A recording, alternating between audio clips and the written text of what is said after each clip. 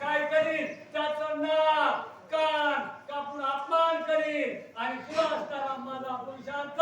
राजा रावणाला अशा प्रकारे इंद्रजित आणि त्या ठिकाणी बोलला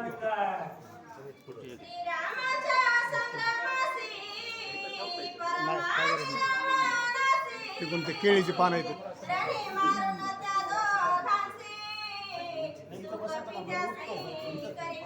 आणि आता मी काय करीन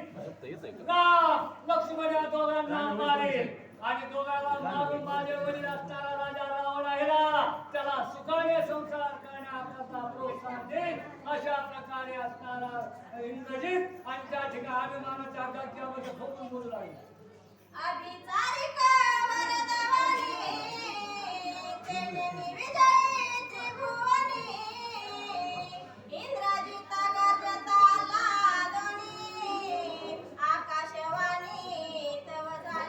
अरे आता मला जो निराहारी असता 14 वर्ष उपवास आहे तोच मारणार आहे अरे राम लक्ष्मण त्यांचा फळभक्षण करता त्यांच्या हाताने मारला नाही आणि मला विजय मिळाल्यामुळं मी असणारा या ठिकाणी विजय होईल असं आनंदाच्या भरामध्ये इंद्रजित असताना नाचू लागलेला आहे बोलू लागलेला आहे शिववरदानाच्या स्पर्शाने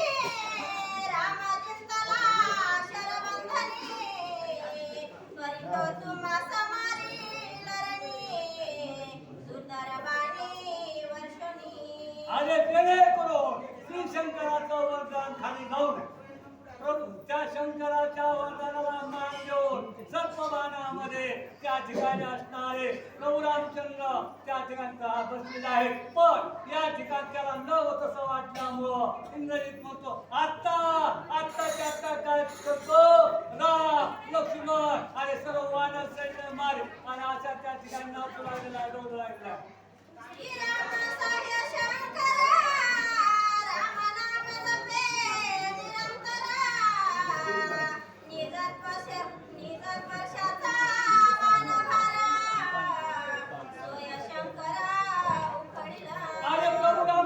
भजन करी महादेव राम तुझी सदाशिव श्री राम जय राम जय जय राम श्री राम जय राम जय जय राम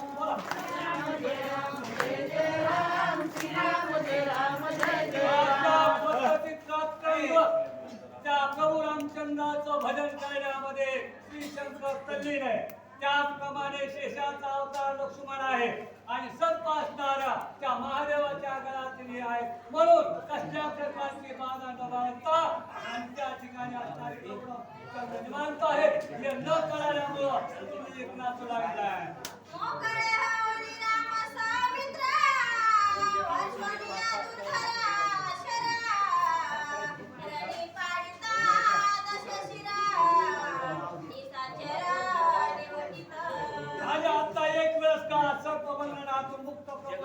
आणि लक्ष्मण झालेला असंख्य कोट्यावधी राक्षस मारण्याचं कार्य आणि आज माझा प्रभू रामचंद्र आणि लक्ष्मण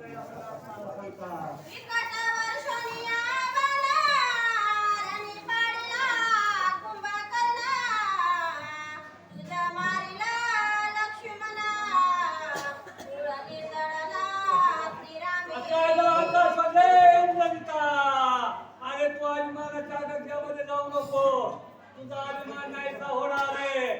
प्रभू रामचंद्र लक्ष्मण एकाच बाणाने असणारा कोण